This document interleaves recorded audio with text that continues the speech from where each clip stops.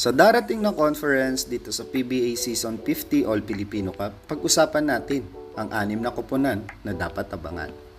First, ito ang Converge Fiber Xers. Dahil dito ay para sa akin isa silang dark horse sa PBA Season 50 na pinangungunahan ni Heading, ni Stockton sa backcourt duo habang sina Justin Arana at Justin Baltasar ay magdadala ng husay at defensive versatility sa frontcourt. Dahil dito mga idol, kung titignan nyo yung nakaraang conference, number 1 sila sa effective field goals percentage na meron silang 54.5% at number 3 sila sa true shooting percentage na merong 59.2% na ito yung nagpapatunay ng kanilang matibay na opensa. Pangalawa, ang Rain or Shine Elasto Painters. Ang Rain or Shine ay patuloy na naghahangad na makakuha o makapasok sa finals matapos ang 3 sunod na semifinals appearances.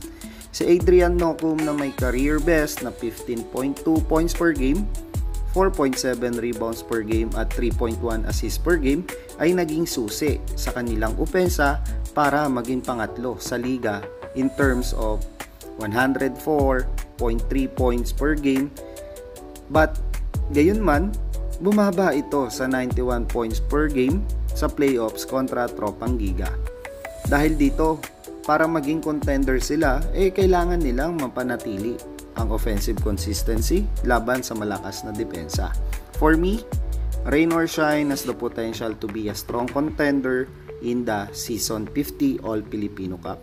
Their combination of young talent, experience, and determination gives them a good chance to compete with the best team in the league.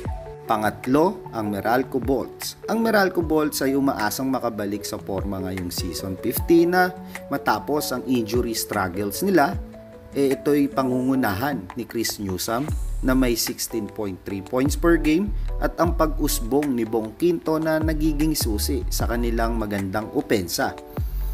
Para magtagumpay, kailangang pagandahin nila ang depensa matapos pumesto sa ikapito noong nakaraang conference na may allowed sila na 101 points per game allowed.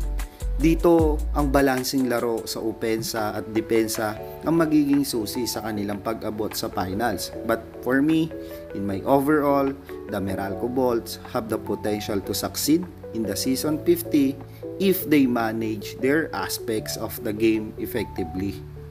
Pang-apat ay ang San Miguel Beermen. Oo, alam ko na para sa mga fans ng San Miguel, hinahanap nyo o namimiss nyo ang bangis ng Beermen at yung first 5 noon na kung tawagin ay the Death 5 na unti-unti nating nakitang nawala. Sa bagong henerasyon o generation ng teammates ni Junmar, Ross, Lassiter, paano pa ba mababalik ng Beermen ang angas nila noon? Perez, Lassiter, Ross, Pajardo, ang susi sa tagumpay ng San Miguel Beermen mula scoring at playmaking hanggang depensa. Ang tamang rotation at depth ng team ay magiging malaking advantage ngayong season. Samahan natin ng tactical adjustments of head coach Leo Austria, especially during critical moments of the game, and with new strategies will be the key to the Beermen's success.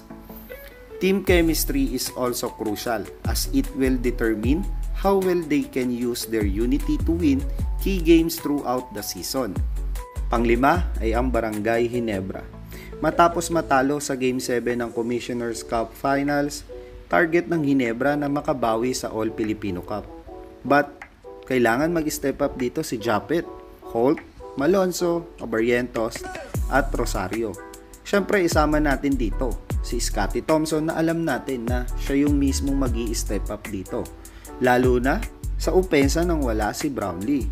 Bagamat malalim ang roster, naging inconsistent ang bench sa nakaraang finals na nakita natin from Game 1 to Game 7.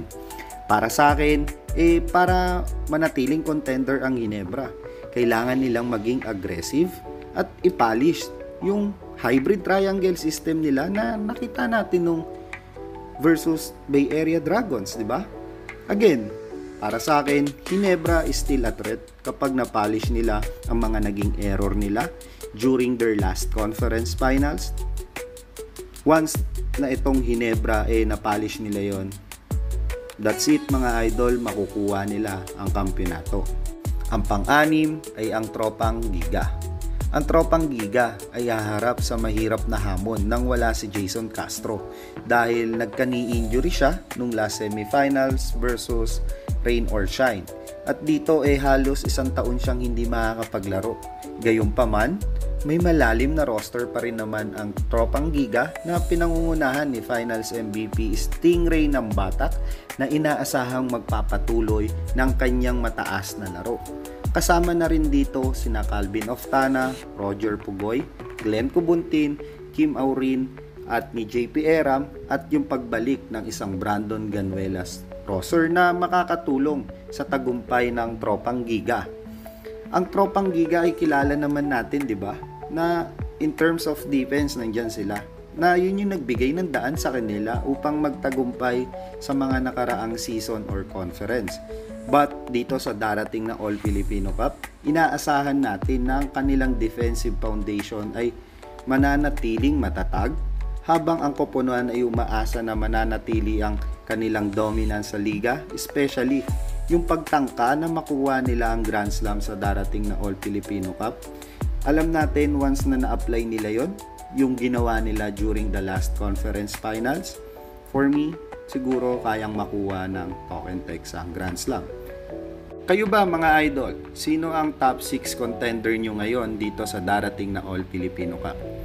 Again, please comment down below, and this is JM from JM Hoopcast channel. Salute and God bless.